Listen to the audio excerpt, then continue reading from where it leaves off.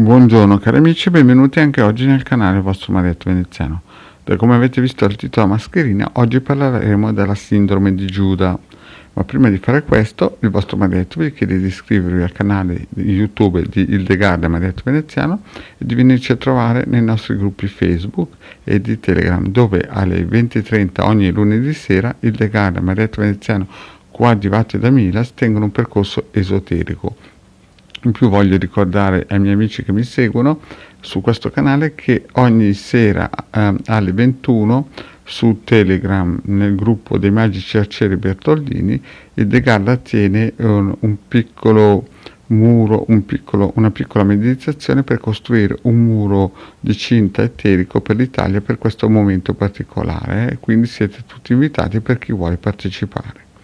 Bene, iniziamo a parlare di questa sindrome di Giuda, che però, per essere precisi, non è proprio il nome giusto, Giuda, e vi spiego perché.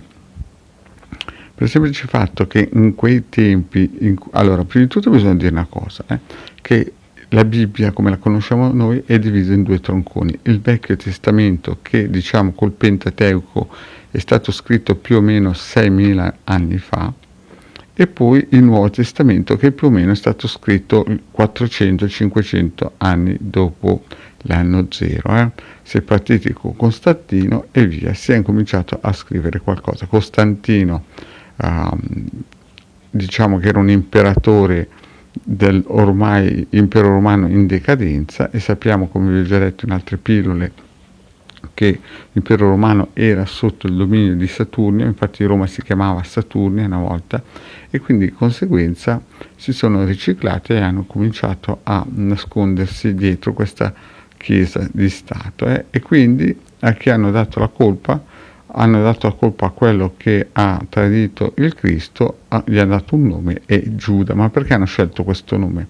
Perché nella realtà, più o meno nell'anno zero, in quel periodo lì, quindi 2000 anni fa, queste 13 tribù ce n'erano due, una di Giuda e una dei Samardi, poi tradotto nei vari Vangeli con Samaritani, cioè la novella di Gesù quando dice praticamente che bisognava amare anche il proprio nemico, anche i Samaritani. E perché questo? Perché in quel periodo lì, nell'anno zero, tira e molla, c'era una guerra intensa fra questi giudei e questi Samaritani o Sarmadi. Perché questo? Perché i Sarmati in quel momento lì storico facevano sacrifici umani e praticamente uccidevano i bambini ai loro dei, ai loro geni, no? I giudei chiaramente non erano di quell'avviso, perché molto probabilmente avevano anche delle radici cabalistiche, e quindi di conseguenza c'era una guerra. Cosa è successo qui? Quindi è successo che hanno vinto i giudei, i Sarmadi sono quasi stati sterminati, ma sono scappati verso gli Urali, e da lì sono nati i famosi Sarmadi o Khazari, che praticamente stanno guidando il mondo.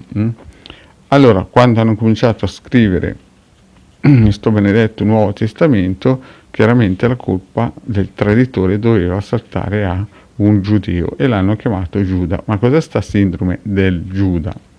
Allora, ogni persona, ogni gruppo ha una locomotiva e dei vagoni, e di solito tutti quelli che hanno tradito il proprio maestro, il proprio guru, il proprio vagone, sono stati i migliori studenti, i migliori, come si dice, i più fedeli, in altre parole quelli che gli stavano attorno. Ad esempio a Gesù gli hanno dato questo soggetto che l'hanno chiamato Giuda. Sai Baba, ve l'ho già spiegato, che gli hanno tentato con un comando di 6 persone di farlo saltare in aria, molto probabilmente sarà anche saltato in aria, poi sarà tornato indietro e li avrà sistemati.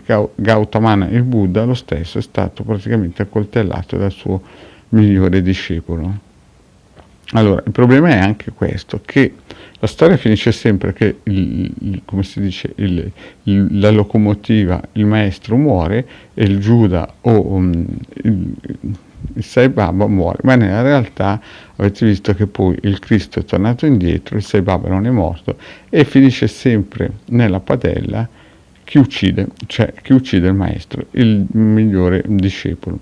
Quindi non è sempre detto che il miglior discepolo che uccide il Giuda di turno poi faccia sempre una buona fine. È questo che la gente non ha messo a fuoco, questo è importante capire. Con l'evoluzione che abbiamo avuto in questo periodo, noi stiamo vivendo un'era un po' d'oro in cui c'è tantissima informazione. Una massaia o un tipo che vuole imparare qualcosa senza uscire di casa trova tantissimi gruppi che spiegano tantissime cose sui social. Oggigiorno i social hanno preso una parte importantissima della nostra vita. Voi potete ascoltare praticamente qualsiasi persona stando tranquillamente attaccati al cellulare, e questa è una cosa positiva, ma è anche una cosa un attimino, un pochettino, che ha dei limiti. Perché? Perché molte persone a un certo punto seguono, come tutti, fanno un po' una Macedonia, vanno da un gruppo a un altro, poi quelle cose che pensano che sia più vicino alla loro attitudine, purtroppo li ammalia. Quindi quando uno entra per disgrazia in un gruppo in cui la locomotiva è un'anima giovane, chiaramente farà cose da anime giovani e sarà più lucido, più brillante, più ammagliante. Perché? Perché chiaramente le anime giovani hanno una certa tendenza ad andare verso una direzione, verso le cose molto più semplici. Quando invece uno entra in un gruppo o segue una locomotiva un po' più antica, diciamo, per me essere ancora elegante, è chiaro che le cose si fanno in salita. E allora quando arrivano questi anime giovani pieni di entusiasmo, poi a un certo punto si rendono conto che bisogna sputare sangue e sudore. Come diceva la Warner Bros. Nei suoi cartoni animati, sputa e spazza.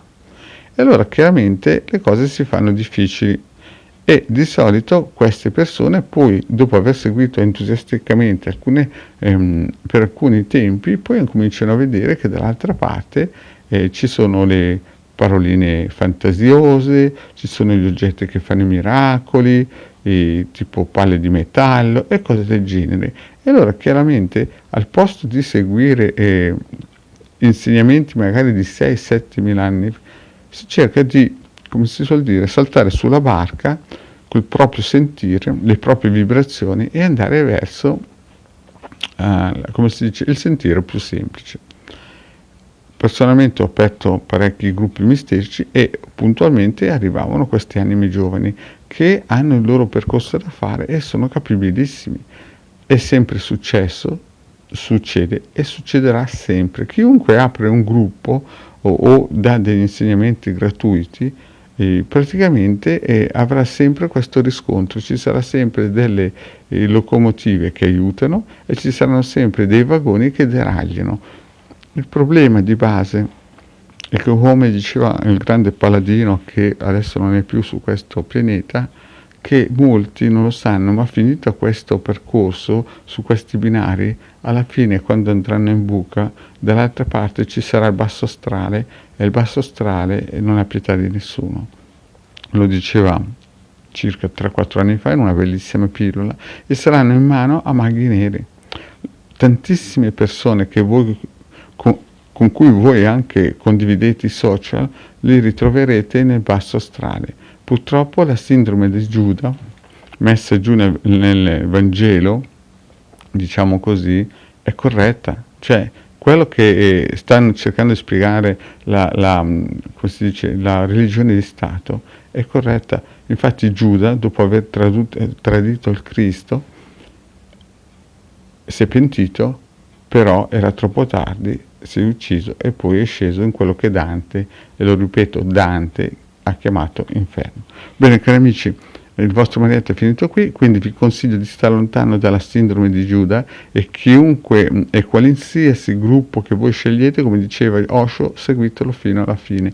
Non fate salti in banca e roba del genere col vostro sentire, perché va a finire che alla fine l'unico premio che avete è il basso astrale. Cari amici, il vostro Marietto vi saluta e vi chiede, se non l'avete ancora fatto, di iscrivervi al canale di Legare Marietto Veneziano e di venirci a trovare nei nostri gruppi Facebook. Grazie cari amici, e alla prossima, ciao.